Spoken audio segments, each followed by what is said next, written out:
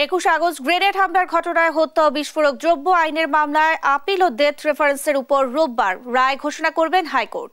বিচারপতি একেএম আসাদুজ্জামান ও বিচারপতি সৈয়দ এনায়েত হোসেনের হাইকোর্ট বেঞ্চের রোববারের কার্যতালিকায় রায় ঘোষণার জন্য মামলা দুটি 54 ও 55 নম্বর তালিকায় রাখা হয়েছে।